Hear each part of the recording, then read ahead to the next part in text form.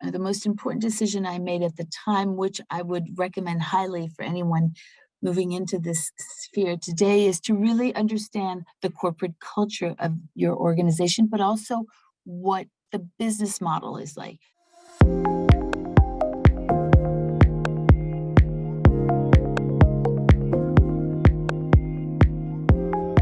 Hello and welcome to Diverse and Inclusive Leaders. This is the show where I speak with the most inspirational and thought-provoking leaders of today and unearth their unique stories of diversity and inclusion to help inspire, educate and motivate others to make the world a better place.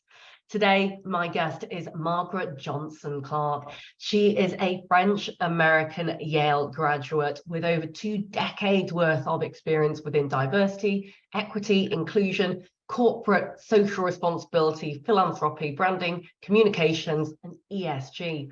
She was highly recommended after I'd had Stephanie Charbonnier on the podcast. I've been really excited to pin her down for a conversation today. Margaret spent more than half of her career at L'Oreal in key senior leadership positions across the board within the foundation through to brand communications and now in the diversity, inclusion, and equity space.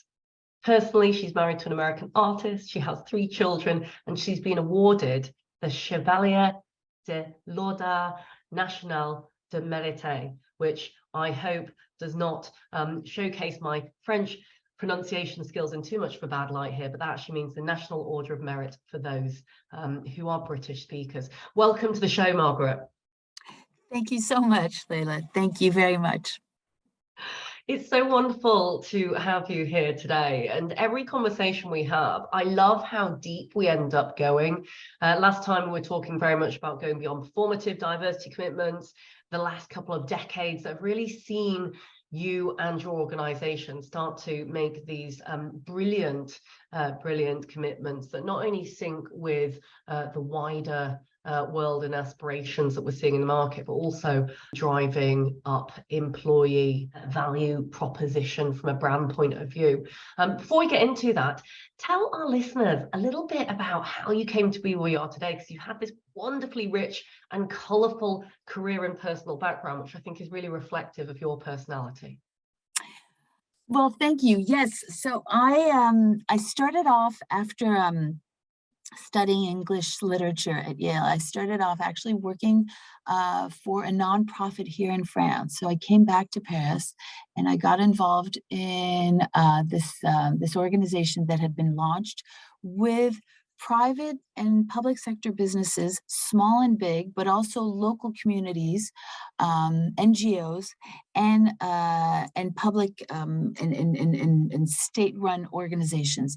So it was a very interesting mix, and the idea was to really be able to create new opportunities for people who are young and old, regardless of their age, but who had been too often discriminated in the workplace, to come back into the workplace or to actually come into the workplace for the first time.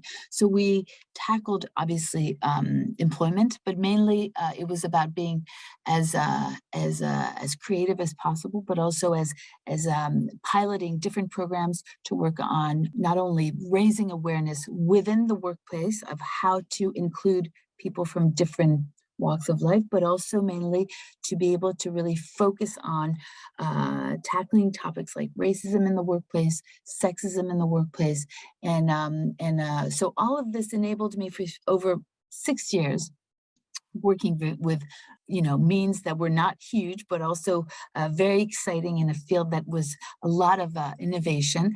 And I decided to join L'Oreal in 2000 to really start applying what I had learned in a smaller environment to a bigger scale. When I joined L'Oreal, I joined the headquarters here in France.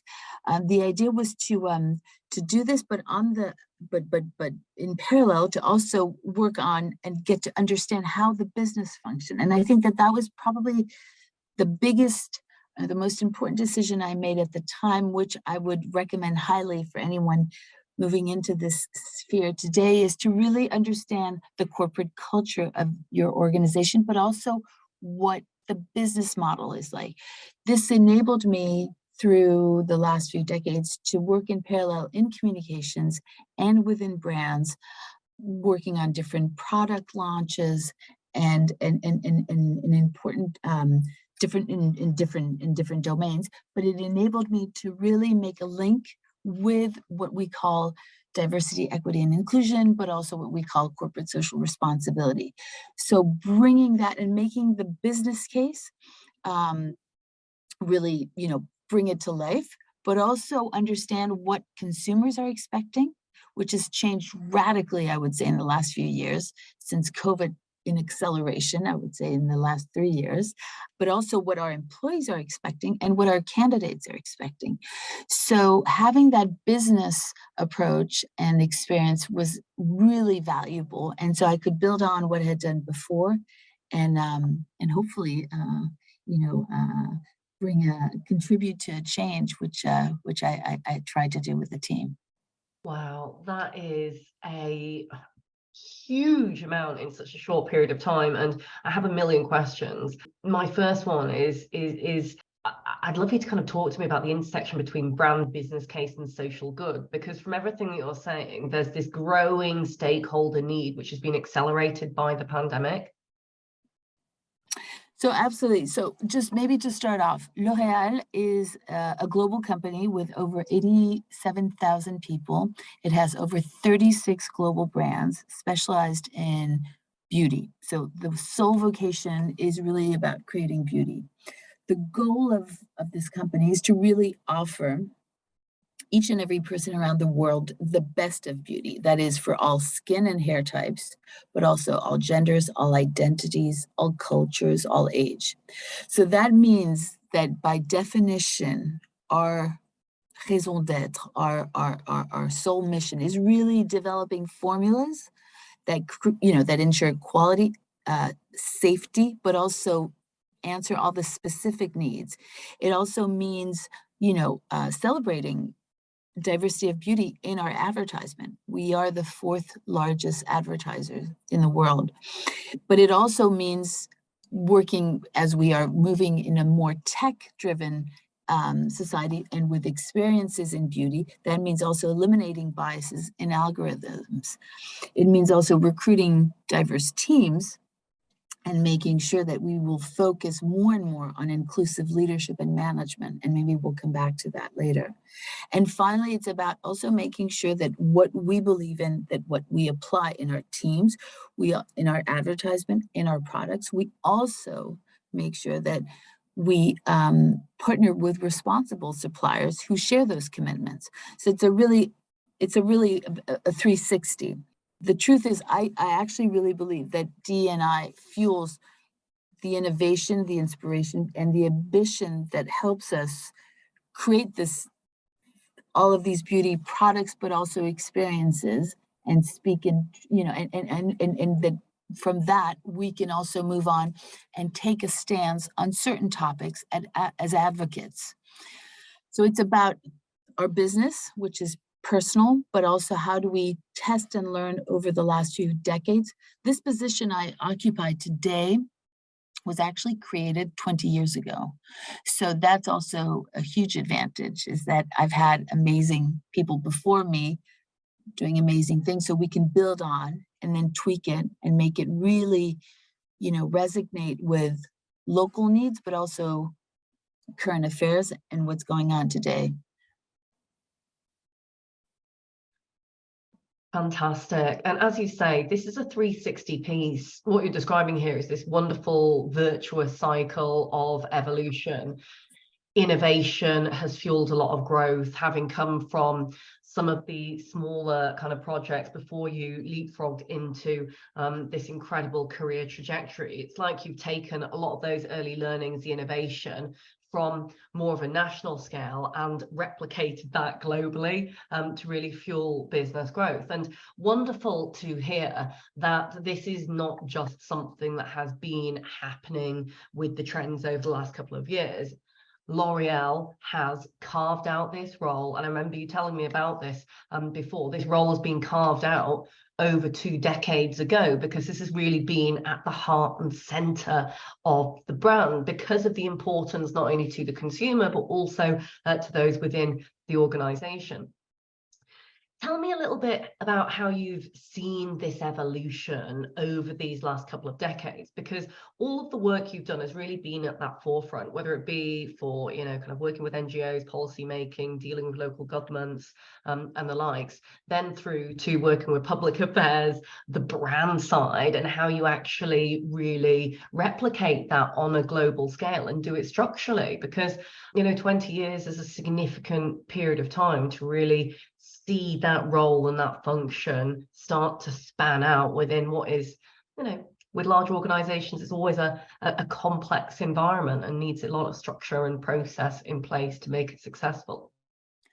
I think D&I has really evolved, obviously greatly in the past couple of decades. Why? Because it started off as a very Anglo-Saxon approach. So it was very common, or it was more common in companies based in North America or in the UK, not so much worldwide. And so a lot of global companies would have had headquarters on this topic in Anglo-Saxon countries, even in Australia, but not necessarily in continental Europe or in Asia or in Latin America or in sub-Saharan Africa. I think so. The switch is that today this has become a global concern. Being an inclusive company, a workplace that enables people to speak up, to disclose their disability, to disclose their sexual orientation, to disclose their gender, to disclose anything that matters to them as an employee, for them to feel comfortable, to be happy to come to the workplace, happy to contribute and to collaborate. That safe space has really today has become true, not everywhere, obviously, and we still have a lot of progress to make, but that whole discussion has evolved. It has evolved. Why? Because, well, for many things. First of all, there's certain topics such as Me Too, such as Black Lives Matter, such as even mental health issues that really were part of the discussions in certain parts of the world. And since 2017, with an acceleration in 2020, we saw that those discussions really became global. They became global not only in the workplace, but also from our consumers. So for instance, we noted that we were being challenged as well by our employees, our candidates, but also our consumers. And that's why in the last few years, our international brands like L'Oreal Paris, like Maybelline New York, like YSL Beauty, just to name a few, took over certain causes that they strongly believed that was in sync with their sense of purpose as a brand. And so they spoke up about street harassment. They've spoken up about mental health issues. They've talked about domestic violence. And it's not just through philanthropy. On the contrary, it's about raising awareness. It's about training. It's about enabling spokes to speak up and to reach out to consumers in a completely different way. So I think that that's what's really unique and really wonderful to watch and be part of, is how all of these topics regarding inclusion have been embedded in our approach, in our also in the culture and the country where we're operating. So it's tweaked, being mindful and of what the history and how it's understood, because terms like diversity and inclusion were not necessarily understood everywhere. So it was about not necessarily changing the words, but explaining it and raising awareness on what that meant to be inclusive. We added the term equity recently because it seemed that it was lacking, and it was very important in certain of our cultures where that may have resonated more than inclusion, for instance. So it's, I think there's huge progress that's been made. I think the fact that we also are learning and with social media able to communicate so instantaneously between countries. We've watched this with our teams, but also with our consumers, that people are reacting and are expecting us to stand up and to voice an opinion, which we wouldn't have done as a large organization a decade ago. In fact, we would have thought it was quite, not our role. So we today, as a French company with a global outreach, will not speak up on every terms regarding social injustice, but we will discuss it and talk about it at the top, but mainly locally within our subsidiaries. So that's a huge, that's a complete change of posture as from our perspective. And it's a super change of posture, especially when we as consumers and employees are looking towards progressive organizations on their stance around these issues. I know that you've done some incredible things when it comes to promoting disclosure in the workplace and really kind of voicing opinion. And that's working with NGOs, public policymakers, and also sitting on the French Diversity Advisory Board for gender equality in the industrial sector, which I think is wonderful. What advice would you give to other businesses and leaders who have perhaps shied away from being outspoken when it comes to certain social justice issues? So I think we actually have a duty, and that's the way I see it, at least for me. So I can't really advise this, but I would share my humble experience in the field of, for instance, if we take domestic violence. When Me Too happened in 2027 globally, I mean, obviously it'd been going on for many, many years, but when it became a global conversation, I was trying to figure out how L'Oreal could position what L'Oreal Group should do in this field. We had done a huge amount on whistleblowing, and we had a platform already for the past 10 years, enabling our employees to speak up and to voice if they had been themselves a victim or had been a bystander. We had worked on women in the workplace by closing the gender pay gap, by enabling women to be not only getting the right opportunities, but mainly really encouraged to reach leadership positions. So today, in fact, most of our brands, over 60% of our brands are led by women globally. Over 57% of our strategic roles are being led by women as well. So we still have room for improvement at our executive committee, where we only have 32% of women, but in all of the other positions, we've usually exceeded the 50%, which is this long-term commitment. So that we have done in terms of equity, in terms of and in terms of parity. What we had not done is talked about gender-based violence, and because many thought that that was something that had to be dealt in the private sphere and not, it wasn't the voice of a company should not be heard on these topics. So in 2017, and then we put it into place in 2018, I felt very strongly that we should actually, and that it was actually not only our role, but our duty to speak up, because the workplace was the only place that survivors and victims could actually seek counsel, advice, help, but also time, money, maybe access to lodging or daycare. So this was suddenly something that we had never really considered. So we put this into place with other companies. We built a coalition called 1 in 3 Women with other large companies. And today we also have smaller companies that have joined this business coalition.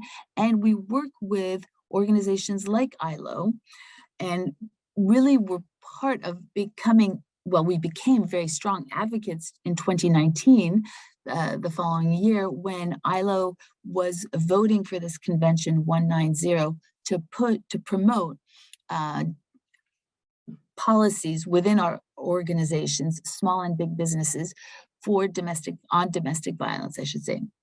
So this is something where we actually ended up leading the way by putting together, writing a policy, a framework, so that all of our subsidiaries could put it into place as soon as beginning of 2021. And today I see that throughout all of our subsidiaries, we have this policy that has been adapted, translated, and to legal, and also in sync with local legal legislations.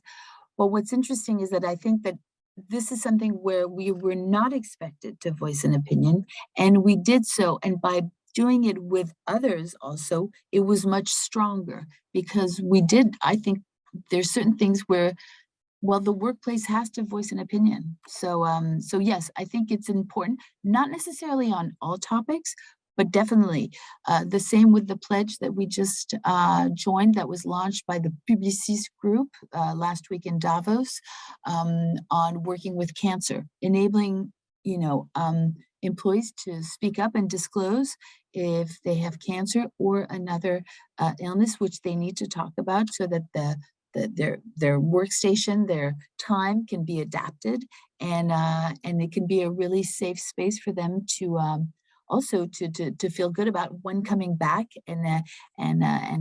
So I think it's there are many different topics where I think we do need to be bold and we need to stand up. And I think that was not necessarily the role of companies 20 years ago. We had many other roles, but not necessarily in link with inclusion. And I think today that has changed radically. I love the premise of together organizations and leaders being stronger, because I think there is definitely that trepidation, and still now to a certain extent. One of the questions that I get asked probably most of all by leaders and those who are perhaps slightly lower on the maturity curve in terms of their journey is they'll say things like, where is the line though between personal opinion and corporate communications, which is something I think as a brand specialist, someone like yourself who's worked in a number of these areas can navigate that quite carefully. But those in certain functional areas alone actually see this as kind of a big mountain to climb. But Leila, we learned by doing. So for instance, when George Floyd was murdered in the United States, a lot of our brands immediately wanted to voice and share an opinion on Instagram. And we actually had to convey and to discuss this as a group with our different leaders, with different countries, including the US, and to see what was the right thing to do and what made sense vis-a-vis L'Oreal and vis-a-vis L'Oreal's long-term commitment on these topics. But it might not, the answer might not have necessarily been just putting a black square on Instagram or voicing it. We needed to be much deeper and much more thorough in our answer. And that's why we, for instance, really encouraged and developed a huge amount of trainings internally on topics like microaggressions, like racism, like sexism, because we thought maybe our heart was in the right place, but we weren't necessarily doing enough. And it was definitely not by just putting an image or that would do the job. So we actually backtracked certain things that had been done by certain of our peers. So we're always learning. I think we need the answer is really being incredibly humble, making sure that we listen to our people, to our employees.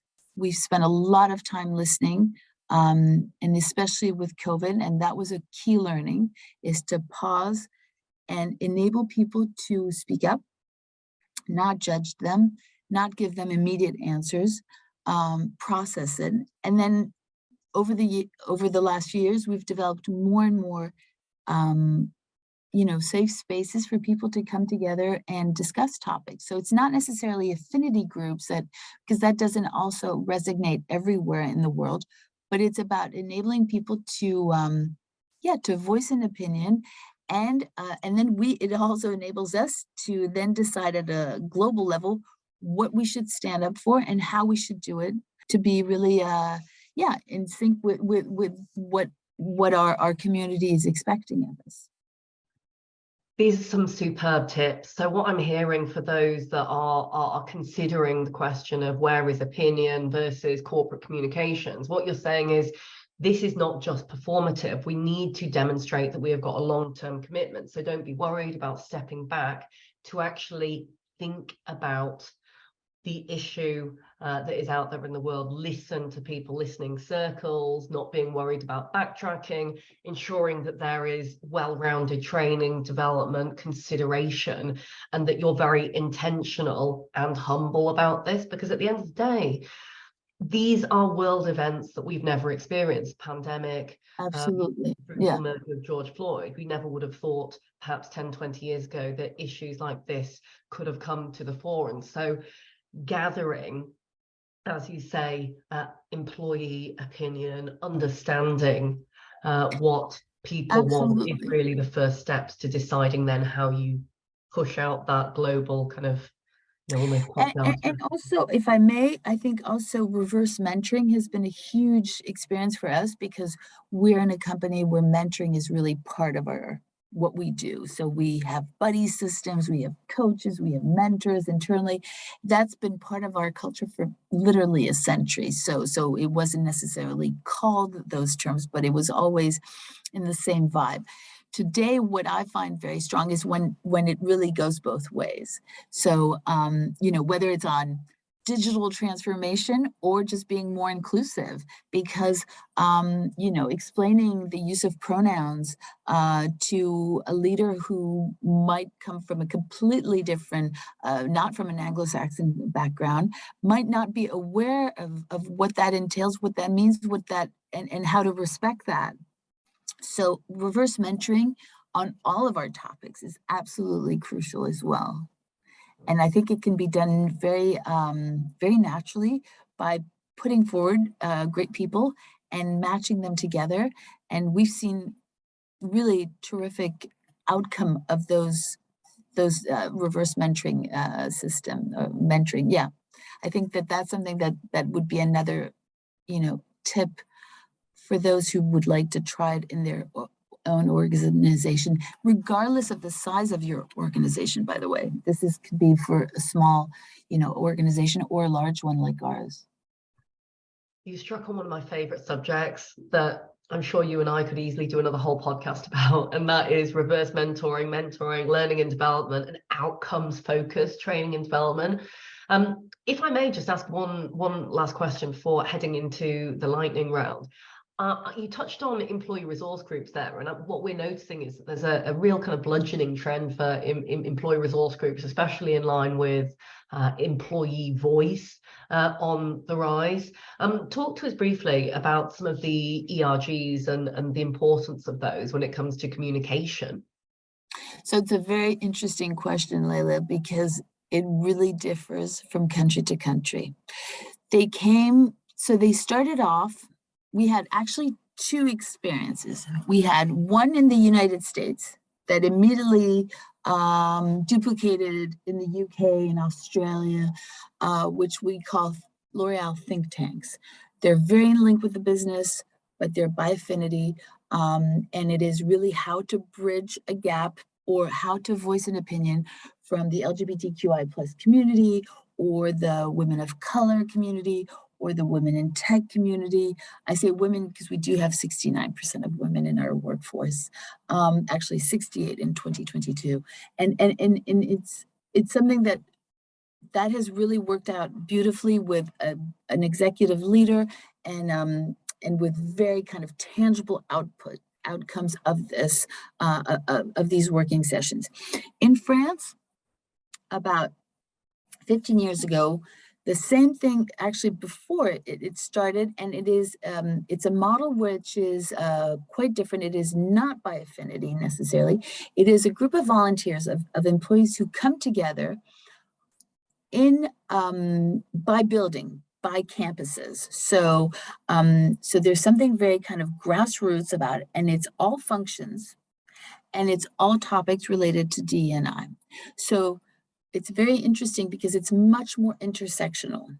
So people come together with a wish to contribute, to share their opinion, but to also contribute to the thinking and the piloting of different programs. And they come together, so they might work on disability, but also on ethnicity, but also on gender. And so it is not, so one person can be part of several discussions. And this model has proved to be quite adaptable and maybe a bit more international. That is, in certain parts of the world, like the Middle East or Southeast Asia or even Northern Asia, a bit more adaptable. So we're testing both models, to be completely honest. We still are testing both models. And what we have noticed, is that since COVID, when our employees were volunteering outside of the organization, that stopped because of sanitary constraints. Since then, some have picked that up again, but many have decided and have preferred to get involved and volunteer internally within. So that's why our model that was based on two different approaches today is being rethought because we have more and more volunteers. So we have these two approaches, I would say a more Anglo-Saxon and maybe a more European approach. Both really work.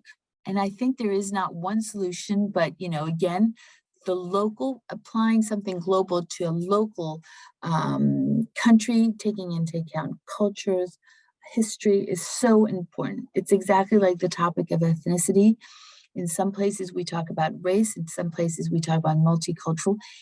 We have to be always very mindful of what resonates and what is possible to vis-a-vis legal systems and vis-a-vis ways of thinking and of teaching. So these are things that we really need to adapt to our people, in every part of the world where we operate. So yes, ERGs are growing, are definitely part of a trend as we get more and more volunteers, but there's not one answer. There are many different opportunities and of ways of doing it. So I hope I answered your question. Absolutely spot on, Margaret, as ever. And you're absolutely right. There are a growing trend, and also globally, employee volunteerism is on the up. And when I say you answered the question very well, I absolutely mean it, because you touched on brand, employee, voice, how we come together, but ultimately there is no one cookie cutter model that fits all. This is about looking at something that we think works, and then the adaptability of it being then related to local culture, to country level. What does that look like globally? And as you keep referring to, there is very much this Anglo-Saxonized view of things. And so how do we ensure that we aren't just presuming other areas or regions view things through that same lens? And finally, you talk a lot about language, and I think that is absolutely the heartland of everything surrounding communication. It really is. And the best practitioners that I know really understand the nuances of local culture, of language, and it's such a relevant point. Yeah. I'd love to ask one final lightning round question, if I may. And that is, I wonder if you could go back in time and speak to the much younger Margaret Johnston-Clarke, or indeed someone who's embarking on their career, is listening to this podcast thinking, oh my goodness, worked with NGOs, worked with great global brands, brand proposition meets working in corporate communications and D&I. What advice would you give to your younger self, or someone who is on this journey and at the very start? I think that's a great question. What advice would I think being authentic, being authentic, and and finding one's voice to be able to speak up on certain important matters. I know that when I went to college, I wanted to join the Peace Corps. So I always wanted to do something vis-a-vis others. I ended up not joining the Peace Corps and joining a much smaller local NGO. And I have no regret in that. But I guess the point is really what makes the most sense. There's something that has to be very grassroots to be able to, from an operational standpoint, to see what you're doing. It can't stay too conceptual, but that's for me. And then you can get a bigger picture, and you can also share that vision at a later date. But starting off, I think it's very important to have a very hands-on experience. I think it's important to, as I said, be authentic, listen, spend a lot of time listening and analyzing, not being too quick in jumping to conclusions, or because we all have unconscious biases, we all have a massive amount of stereotypes, whether we like it or not. So acknowledging that. So by putting that aside and just observing, I think things have changed. Things are moving so fast in this field that it's important at some stage to also be able to speak up and to know when it's the right thing to do. So it's, learning by doing kind of thing also. So yes, I think that would be my advice. That's great advice, Margaret, and it's just such a lovely way to end what has been a brilliant conversation and a fantastic podcast. I've thoroughly enjoyed this. I've been waiting to have you on the podcast for some while. For those that would like to listen again or are keen to see the show notes, don't worry, they'll be all in the notes at the end of today's show. I've learned a huge amount. I know that everyone who is listening will have, but we've really taken the discussion around corporate philanthropy, the last couple of decades in terms of trends, taken that to another level, and also explored that wonderful intersection between what global brands ought to be doing and how we also regionalize, localize that at the grassroots level. My name is Leila McKenzie. You've been listening to the Diverse and Inclusive Leaders podcast show with Margaret Johnston-Clarke of L'Oreal. If you'd like to subscribe, please make sure you visit us at www.dalglobal.org/podcast, or you can download and subscribe in your favorite podcast app, Apple, Spotify, or any other channel that you wish. Thank you so much for listening, and we'll look forward to seeing you again very soon.